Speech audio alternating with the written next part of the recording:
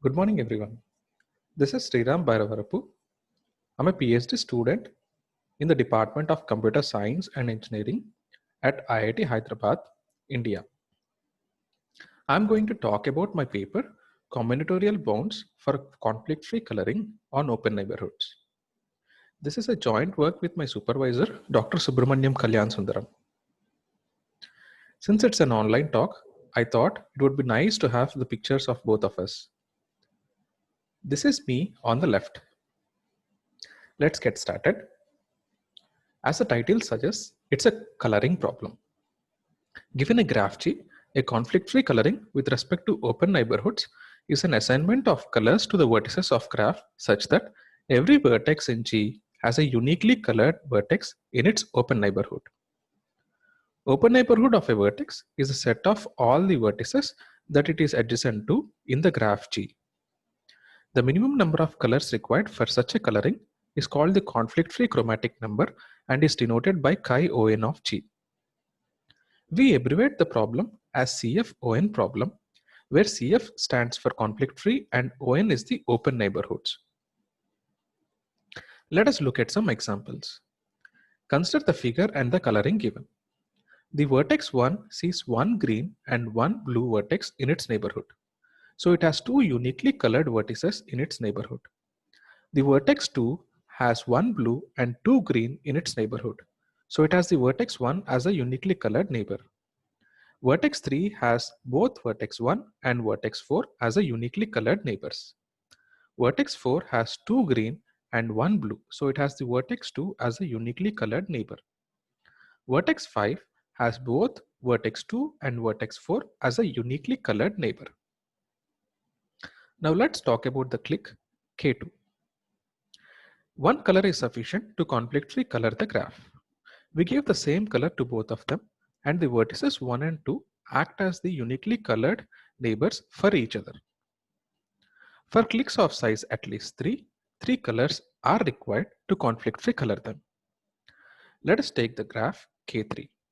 We color each vertex with a distinct color. Each vertex in K3 see the other two vertices as the uniquely colored neighbors. For cliques of size at least 4, for example, let us consider the clique K5. We choose two vertices and color them with blue and green. Rest of the vertices are colored with red.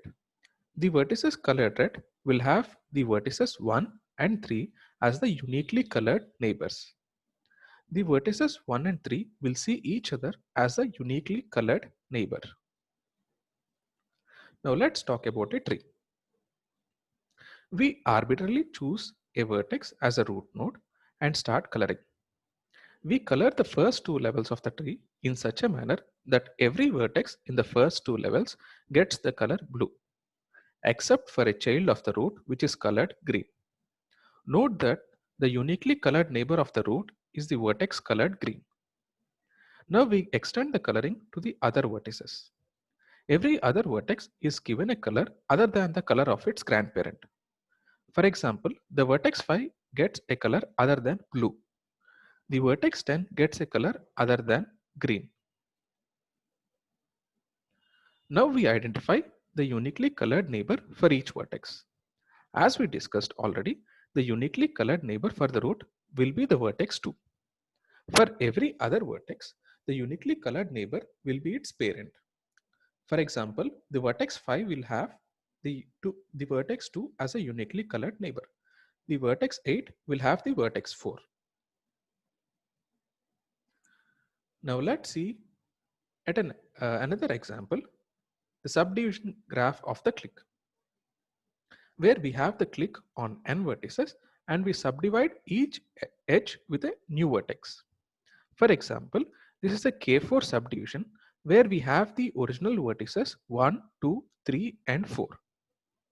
Now we subdivide each edge with a new vertex. Now let's try to color this graph. For the vertex 5 to have a uniquely colored neighbor, the vertices 1 and 2 should be colored differently. If both the vertices 1 and 2 get the same color, then the vertex 5 will not have a uniquely colored neighbor. Hence, the vertices 1 and 2 are colored differently. Because of the vertex 6, the vertex 4 cannot take the color green. And because of the vertex 9, the vertex 4 cannot take the color blue. Hence, the vertex 4 is given a color other than blue and green. Similarly, because of the vertices 8, 7 and 10, the vertex 3 is given a color different from the existing colors. In general, for a click on n vertices, we require n colors to color the n original vertices. Now we extend this coloring to the other vertices of the graph. 4 colors are sufficient to color the rest of the vertices.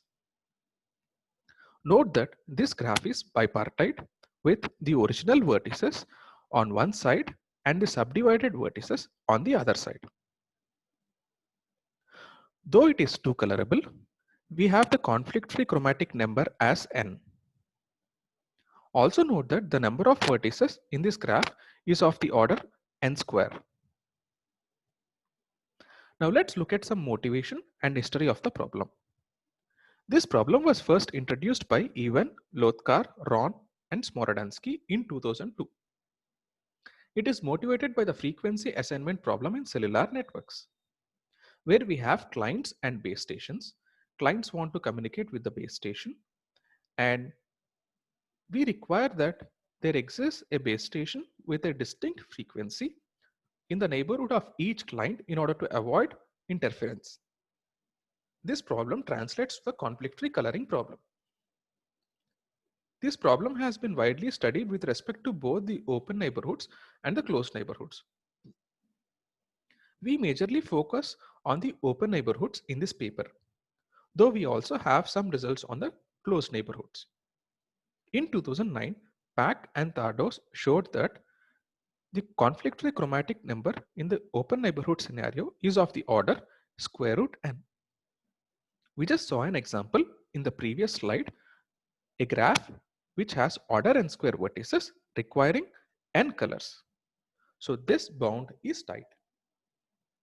They also showed that the conflict-free chromatic number in the closed neighborhood scenario is of the order log square n. People worked on this problem with respect to the geometric intersection graph like the disk graph, squares, rectangles, and interval graphs. Most of the variants of the problem are NP complete. Now let's look at the results of the paper. In 2018, Abel and others worked on the planar graph and the outer planar graphs. They showed that 8 colors are sufficient to conflict-free color a planar graph and 6 colors are sufficient to conflict-free color an outer planar graph. We improved the bounds to 6 and 4 respectively. In 2019, Bodlander, Cole and Peterson studied the problem with respect to structural parameters of the graph like the tree width, feedback vertex set and the vertex cover. They showed that 2 times tree width plus 1 number of colors are sufficient to conflict-free color a graph. Since tree width is a generalization of path width, a 2 times path width plus 1 bound is clear. We improve the bound to 5 by 3 times path width plus 1. In the same paper, they showed that f plus 3 colors are sufficient to conflict-free color a graph, where f is the feedback vertex set. We improved the bound to f plus 2, and this is a tight result. In 2018, Reddy studied the problem with respect to distance to cluster. He gave a 2 DC plus 3 bound, and we improved it to DC plus 3. In 2015, Gargino and Resigno studied the problem with respect to neighborhood diversity parameter. We gave an improvement on this bound as well. Due to the time constraints, I'll be explaining the proof of planar graphs in full and give a high-level picture of the other results. Let's look at the theorem. If G is a planar graph, then 6 colors are sufficient to conflict-free color a planar graph. Throughout, we assume that G is connected.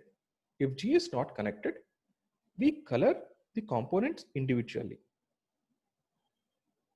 And we also assume that the number of vertices in each component is at least 2, because conflict-free coloring does not function for the isolated vertices.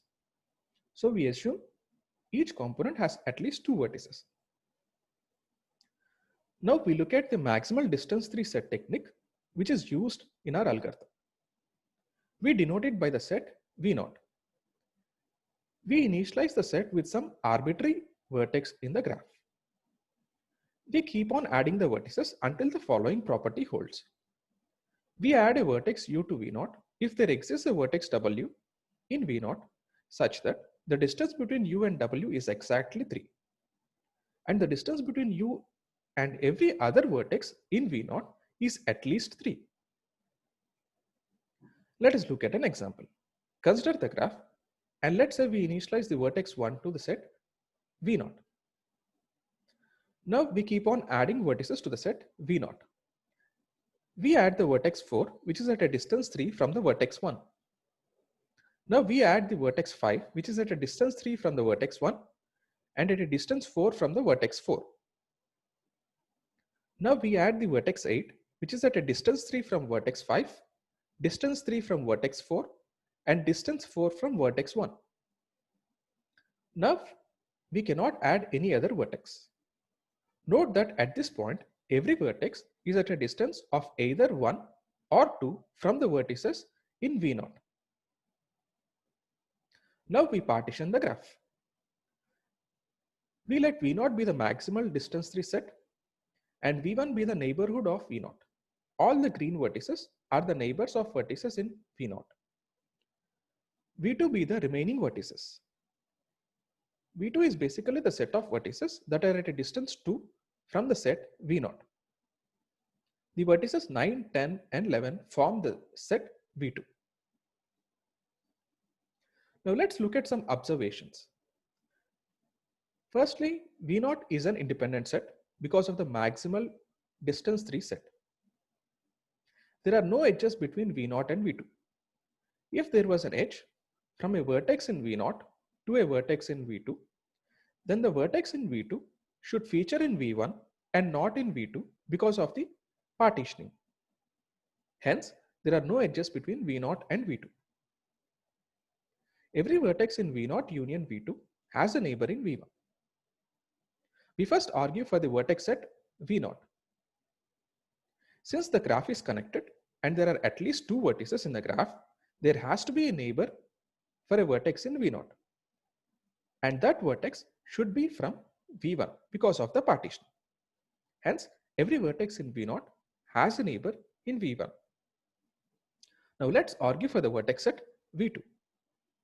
V2 are basically the set of vertices which are at a distance 2 from the set V0.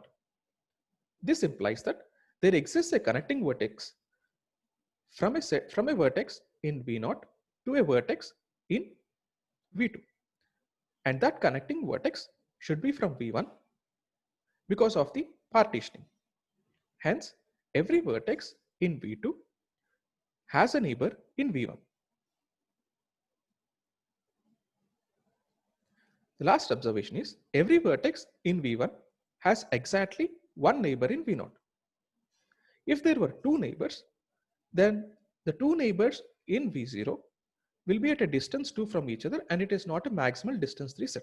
Hence, every vertex in V1 has exactly one neighbor in V0. Using these observations, we try to color the vertices of the graph and obtain a uniquely colored neighbor for each of them. Let us go through the last observation again. Every vertex in V1 has exactly one neighbor in V0. Now we color all the vertices in V0. We assign the color 1 to all of them. Since every vertex has exactly one neighbor in V0, all the vertices in V1 will have their neighbor in V0 as a uniquely colored neighbor. Now all vertices in V1 will have a uniquely colored neighbor. Now we move to the coloring of the vertex set V1.